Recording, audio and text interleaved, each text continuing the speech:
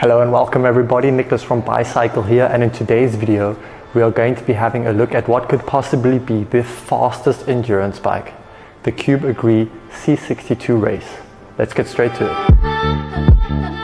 So having a look at the frame, not much has changed in terms of geometry and material used in comparison to the previous model. Cube has once again used a high performance, sturdy and light C62 carbon material, 62 standing for a carbon content of 62%.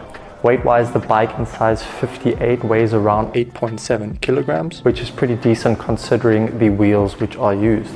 Being an endurance bike, the Cube is going to be putting you in a more upright position, providing more comfort and placing less stress on your lower back in comparison to a pure race bike.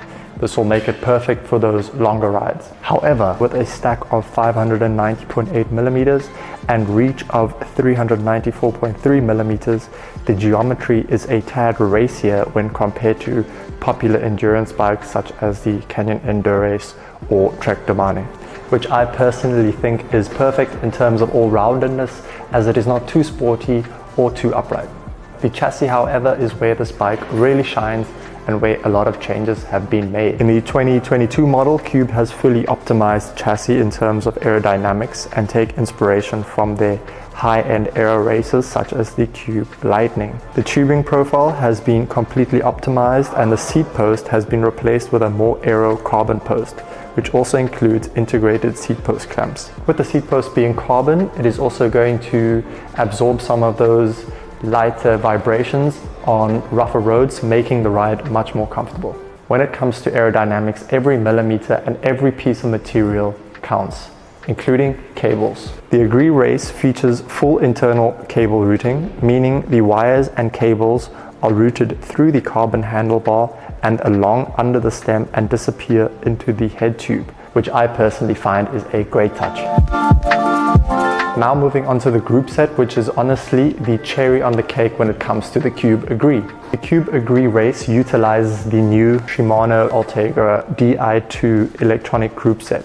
With the new group set, you are now getting 12-speed shifting instead of 11, faster and more precise shifting, a semi-wireless system which will provide a cleaner look in the cockpit and improved aerodynamics. For the disc brake version, improved braking performance, lighter weight and ergonomically improved brake levers with a longer hood and pronounced shifter buttons for a better shifting experience.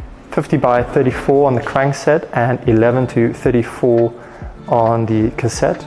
With this setup, you can comfortably take on many mountain passes. If you were looking to move away from mechanical shifting or to upgrade, then you won't go wrong with this group set. Having a look at the wheels and tires, the Cube Race comes with the aluminium Fulcrum Racing 400 tubeless ready wheels, not the lightest, coming in at 1,710 grams, but for the price of the bike, it is reasonable. They come fitted with the Conti Grand Sport race tires in 28mm width, which is also the max tire clearance for this bike. This wider than usual 28mm tire will also provide more comfort on rougher roads.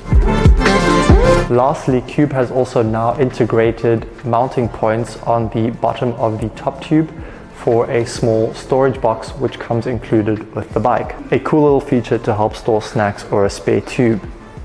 Included is also a mount for your Garmin GPS.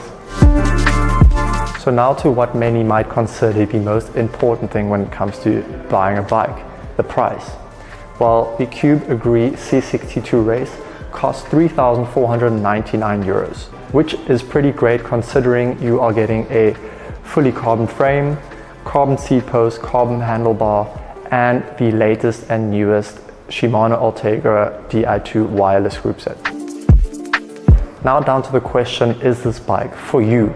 Well, if you are someone looking for a comfortable long distance bike, but you also want a taste of that racier, faster riding experience, then it is definitely a bike for you. It is a very well all-rounded bike and perfect for ambitious riders. Price-wise, I personally think this bike is a steal.